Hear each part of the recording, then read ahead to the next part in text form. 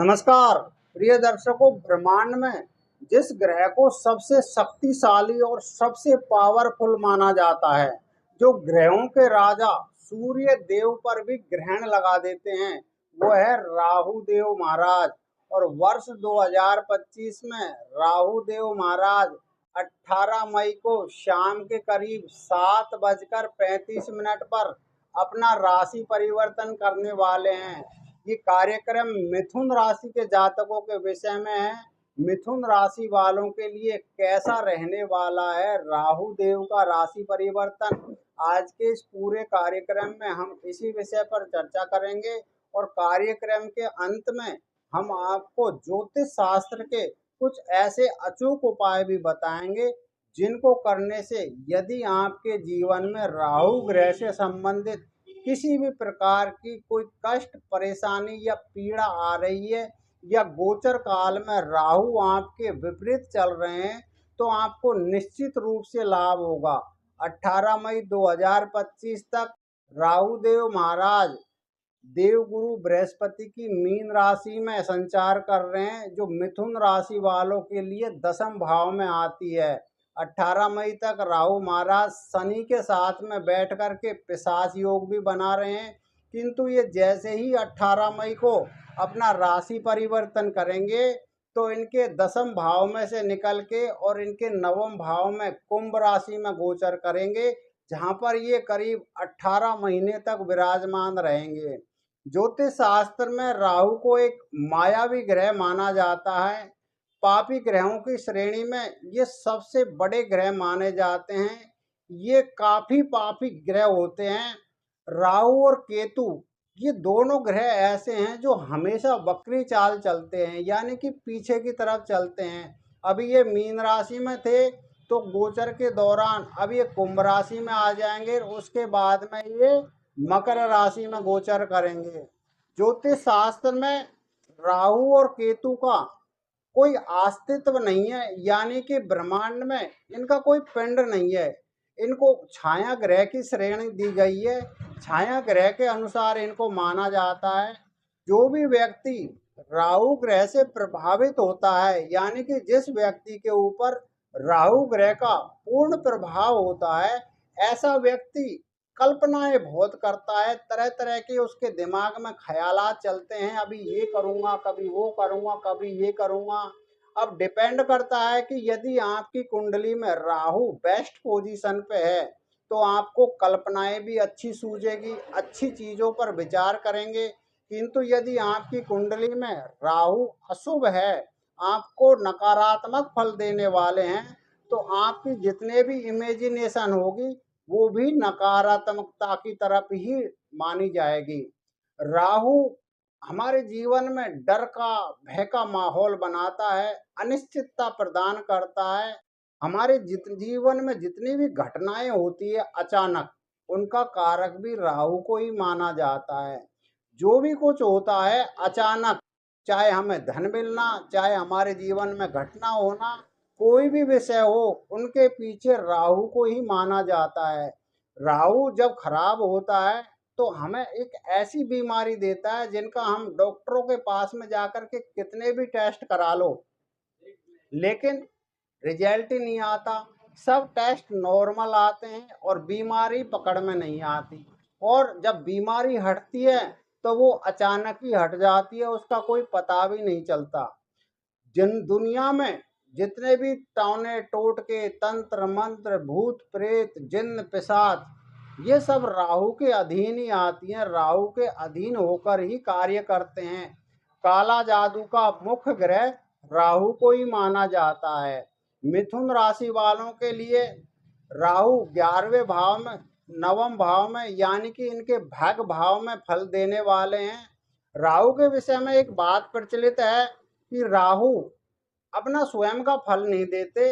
ये जिस राशि में बैठते हैं, अगर वो अकेले हैं तो उस राशि के स्वामी के अनुसार फल देते हैं, किंतु यदि वो किसी ग्रह के साथ में बैठे हैं तो उस ग्रह के अनुसार ही अपना फल प्रदान करते हैं। अब डिपेंड करता है कि राहु के साथ में कैसा ग्रह बैठा है, अच्छा है या बुरा है। अगर अच्छा है तो आपको फल भी अच्छे मिलेंगे, अगर खराब है तो आपको फल भी खराब मिलेंगे। अब मिथुन राशि वालों के कुंभ राशि में यानी कि शनि की राशि में राहु गोचर करेंगे 18 मई के बाद में। और मिथुन राशि वालों के लिए शनि इनके अष्टम और नवम दोनों भावों के स्वामी होकर के और 29 मई 2025 के मीन राशि में और इनके दसम भाव में संचार कर रहे हैं। दसम भाव में भी शनि का गोचर अच्छा होता है, क्योंकि काल पुरुष की कुंडली के अनुसार उनकी ही मकर राशि दसम भाव में आती है। और अब राहु 18 मई के बाद में इनके नवम भाव में यानी कि भाग्य भाव में गोचर करेंगे। तो शनि के अनुसार ही राहु भी अपना फल प्रदान करेंगे।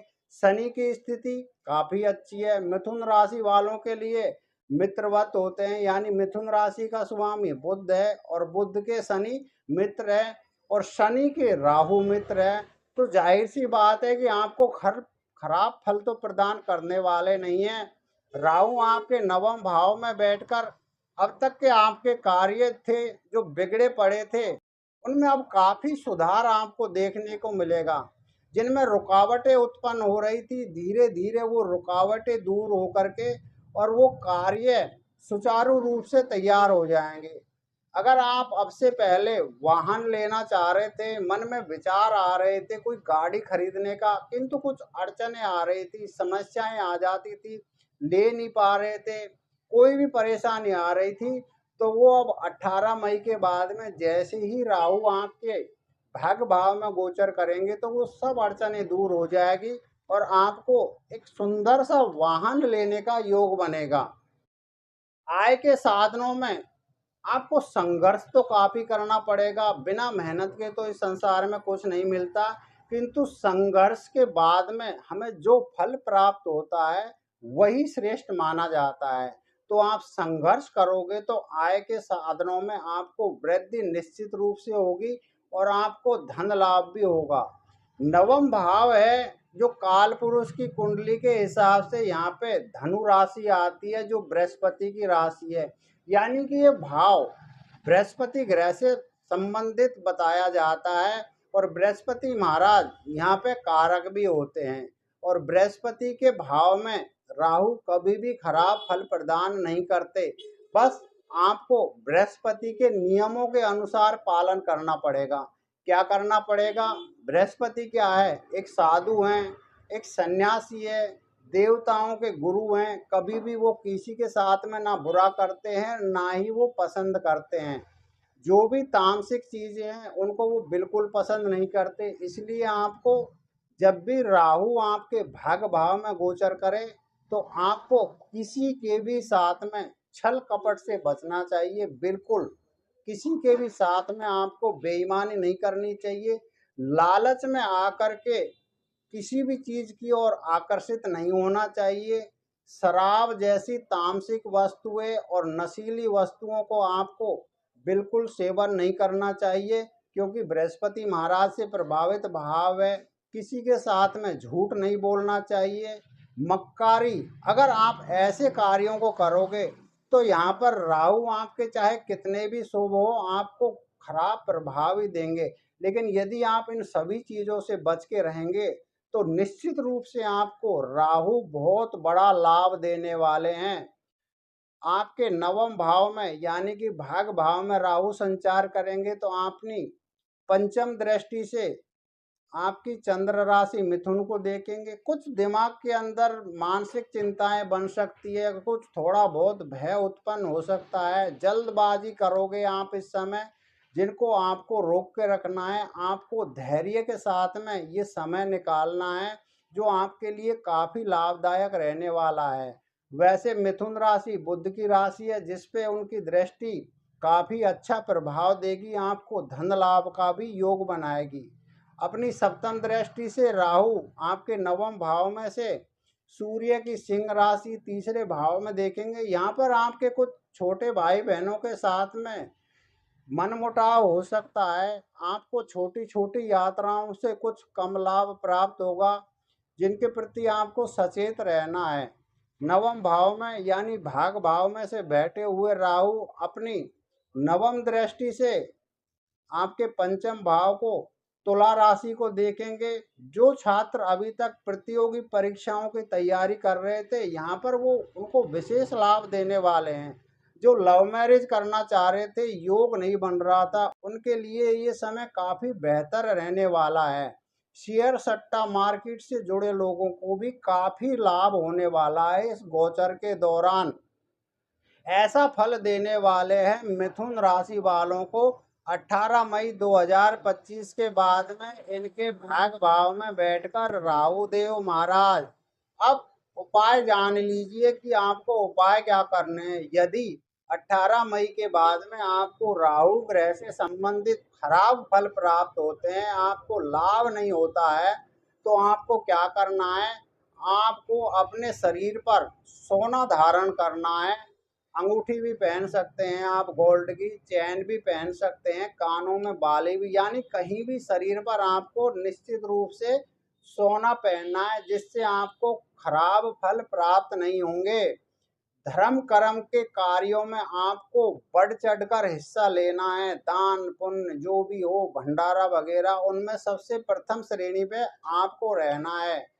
भाई बहनों का आपको बहुत सहयोग करना है, जितना भी आपसे हो पड़े आपको विशेष रूप से भाई बहनों का सहयोग करना है इस गोचर के दौरान। यदि आप कोई भी बिजली का कारोबार खोलते हैं तो उससे आपको बचना चाहिए, वरना आपको नुकसान हो सकता है। परिवार के जो भी मुख्य फैसले होते हैं, जो मुखिया निभाता है, उनसे आपको दूर रहना है।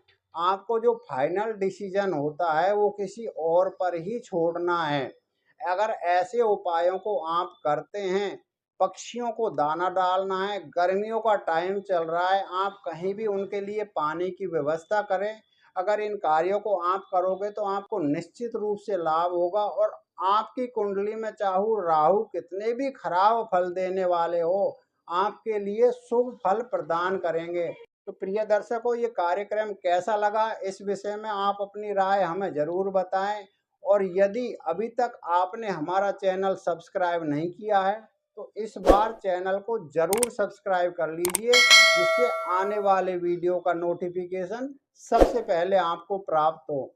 अगले कार्यक्रम में आपसे हमारी फिर मुलाकात होगी। तब तक के लिए आज्ञा दीजिए। नमस्कार।